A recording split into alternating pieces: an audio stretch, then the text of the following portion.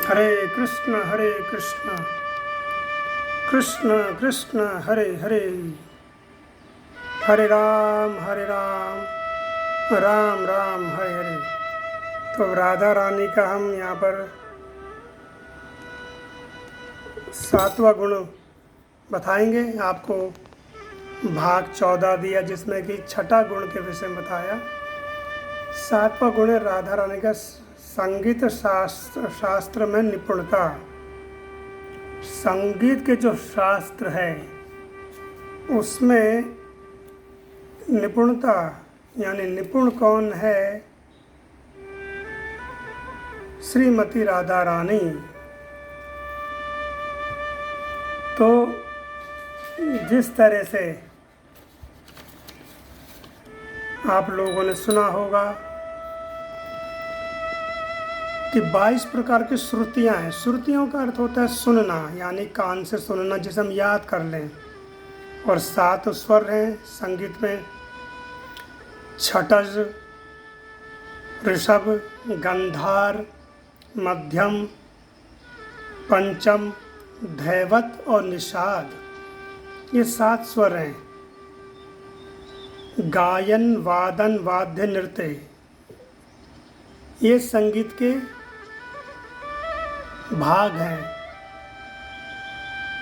नाद का अर्थ होता है जिसको सुना जाए, यानी कि जिसे बार बार सुनने का मन करता हो उसे नाद कहते हैं। जैसे स्वर नाद कहते हैं कई लोग जो संगीत आचार्य हैं। तो नाद क्या है कि जिसे सुनने का बार बार मन करे। 5 तत्व हैं संगीत के अंदर: ध्वनि, लय, माधुर्य, सद्भाव, विकास। और साथ में क्या है? समय, बनावट, लय, माधुर्य, ताल, सामंजस्य बैठाना, संरचना, गति, पिच, गतिशीलता, यानी कि कहाँ संगीत को में जो स्वर है बैठाना है, कहाँ पर मध्यम करना है, कहाँ पर ऊंची लय में गाना है। ये संगीत के मत हैं। और दूसरा क्या है?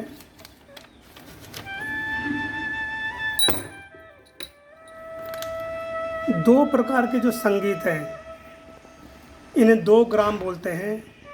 2 ग्राम संगीत क्या है? ये प्रयोग होता है, जैसे छठज ग्राम कहा जाता है, मध्यम ग्राम कहा जाता है। और एक संगीत होता है गांधार ग्राम, जो इस मृत्यु लोक में नहीं सुनने को मिलता है। ये केवल देवलोक में या देवी सरस्वती के लोक में या भगवान कृष्ण के लोक में, यानी कि ऊपर के लोकों में सुनने को मिलता है। इस मृत्यु लोक में वह नहीं है, ऐसा नारद जी का मत है। तो संगीत के 3 तत्व क्या है? लय, सामंजस्य और माधुर्य। यानी लय कैसी होनी चाहिए और संगीत वो जो माधुर्य हो, सुनने को अच्छा लगे, प्रिय लगे, कर्ण प्रिय होना चाहिए वह संगीत। ऐसा ना हो कि वो हमारे कर्णों को चुभ रहा है। और लय में सामंजस्य बैठाना, ये 3 तत्व हैं संगीत के। और 6 राग हैं मुख्य रूप से। तो उनमें क्या है?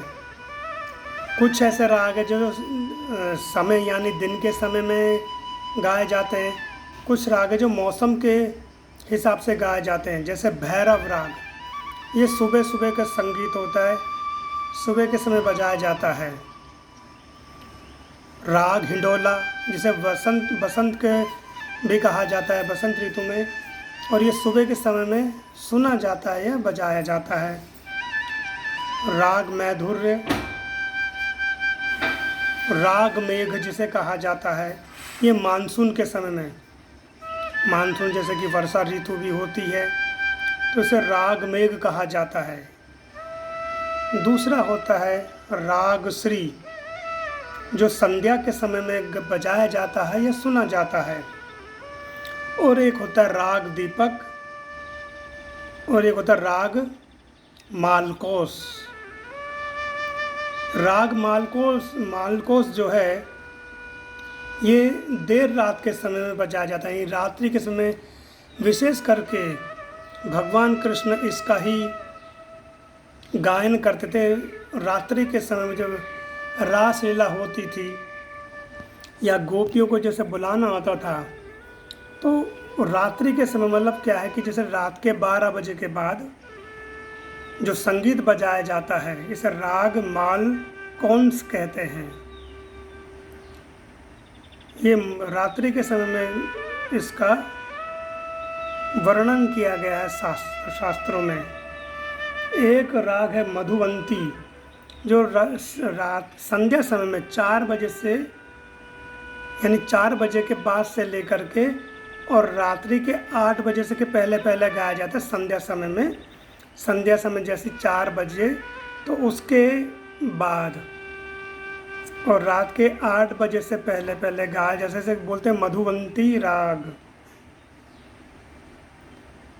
एक होता राग स्वमज जो रात्रि के में समय सुनते हैं।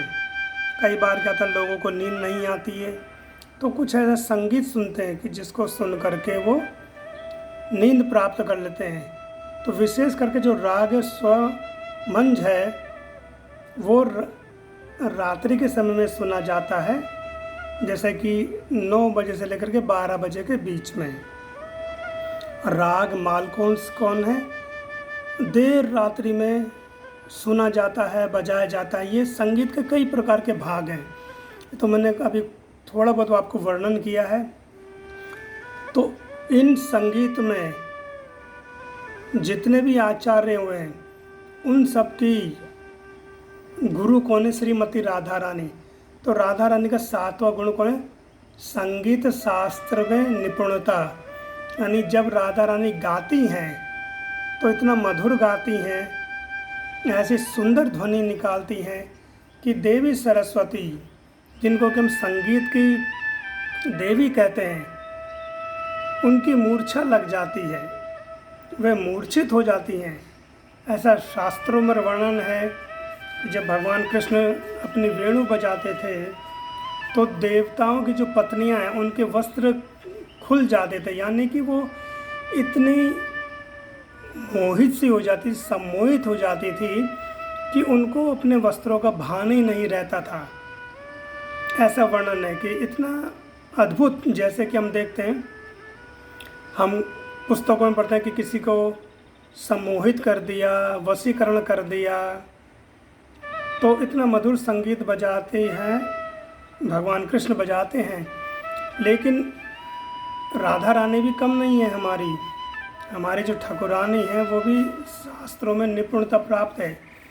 और जितने भी राग हैं, जितने भी स्वर हैं, जितनी भी श्रुतियाँ हैं, यानी संगीत के जितने भी सब कुछ मत हैं, उन सब की अधिष्ठाती, उन सब की जननी वह श्रीमती राधा रानी। तो ये राधा रानी का 7वां गुण है संगीत शास्त्र में निपुणता।